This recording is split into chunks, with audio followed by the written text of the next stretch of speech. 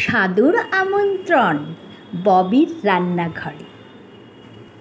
যারা নতুন রান্না করছে তাদের জন্য কিভাবে গরম গরম ভাত রান্না করতে হয়। দেখো ভাতটা কত সুন্দর নরম হয়েছে। এবারে আসা যাক প্রথমে কি করব।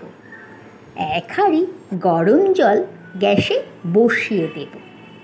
জলটা ফুটে গেলেই ধোয়া চালটাকে হাঁড়িতে গরম জলে দিয়ে দেব।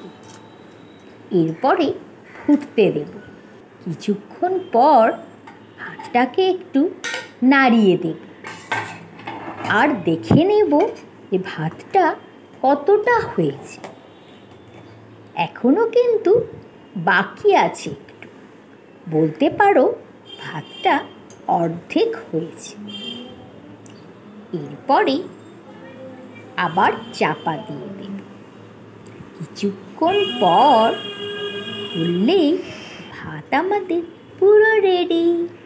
ঠান্ডা জল সেই ভাতে দিয়ে দিতে হবে। এবারে নাড়িয়ে দিয়ে চাপা দিয়ে দিতে হবে। 2-3 মিনিট পর ভাতটাকে ফ্যান গেলে দিলেই একদম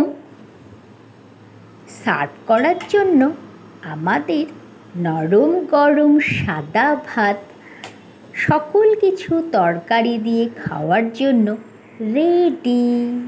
কেমন লাগলো কমেন্টস করো প্লিজ।